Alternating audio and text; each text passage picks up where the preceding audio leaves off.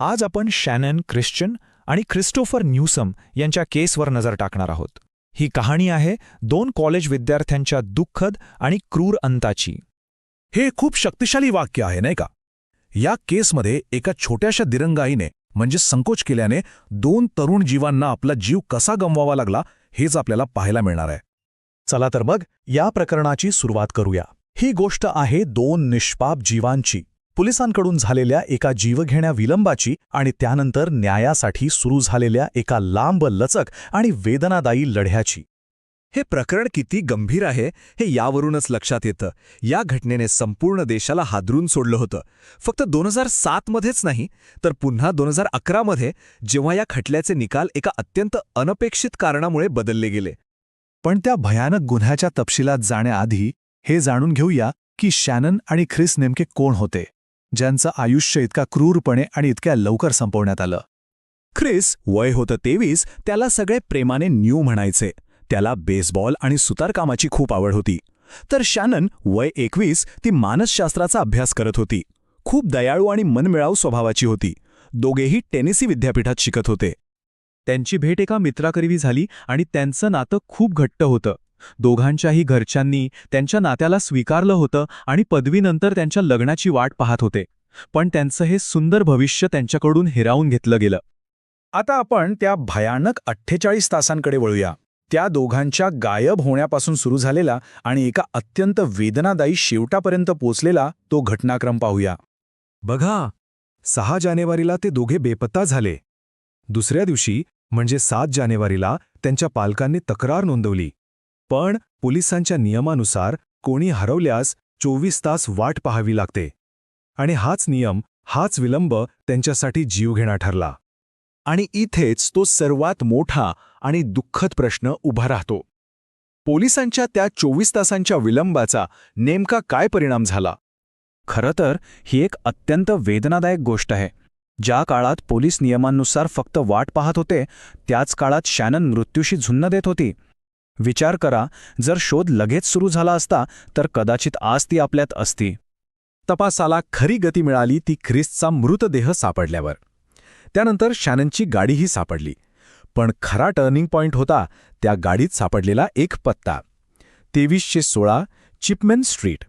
ह्याच पत्त्याने पोलिसांना थेट गुन्हेगारांच्या दारापर्यंत पोहोचवलं. चिपमन स्ट्रीटवरच्या त्या घरात जे दिसलं ते अक्षरशः हादरवून टाकणारं होतं. तिथे त्या दोघांच्या वस्तू तर सापडल्याच, पण शॅननचा मृतदेहही सापडला आणि तिच्यावर झालेल्या अमानुष अत्याचारांची ती साक्ष देत होता. आता गुन्हेगार तर सापडले होते, पण इथून पुढे सुरू झाला न्यायाचा एक लांब आणि खूप गुंतागुंतीचा प्रवास. आता आपण या प्रकरणाच्या कायदेशीर बाजूकडे वळूया.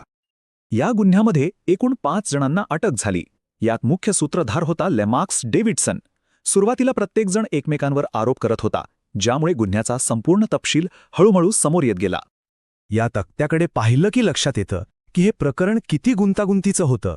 बघा, सुरुवातीला त्यांना शिक्षा सुनावण्यात आली, पण नंतर पुन्हा खटला चालला आणि शिक्षा बदलल्या. हे सगळं पीडितांच्या कुटुंबियांसाठी किती त्रासदायक असेल याची कल्पनाच केलेली बरी. पण हे खटले पुन्हा का चालवावे लागले? तर 2011 मध्ये एक धक्कादायक गोष्ट समोर आली. या केसचे जे न्यायाधीश होते त्यांनी स्वतःच कबूल केलं की त्यांना अंमली पदार्थांचं व्यसन आहे आणि त्यामुळे त्यांनी दिलेले सगळे निकाल रद्द करण्यात आले. विचार करा, पीडितांच्या कुटुंबाला पुन्हा त्याच वेदनेतून जावं लागलं. या नवीन सुनावणीमध्ये काही गोष्टी नव्याने समोर आल्या, जसं की एरिक बॉईड, ज्याला आधी कमी शिक्षा झाली होती, तो या गुन्ह्यात किती खोलवर सामील होता हे उघड झालं आणि त्याला थेट जन्मठेप झाली. दुसरीकडे जॉर्ज थॉमसने बॉईड विरुद्ध साक्ष दिली आणि त्यामुळे त्याची शिक्षा कमी करण्यात आली. या घटनेने फक्त 2 कुटुंबच नाही तर कायदे आणि संपूर्ण समाजावर एक खोलवर परिणाम केला. पाहूया तो काय होता. या प्रकरणामुळे टेनेसीमध्ये 2 महत्त्वाचे कायदे बदलले. पहिला, पीडितांचं संरक्षण, म्हणजे कोर्टात पीडितांची बदनामी करता येणार नाही. आणि दुसरा म्हणजे ज्युरीने एकमताने निर्णय दिल्यास त्याला न्यायाधीशांच्या सहीची गरज राहणार नाही, जेणेकरून भविष्यात असा घोळ होणार नाही. त्यावेळी मीडियाच्या भूमिकेवरही खूप टीका झाली.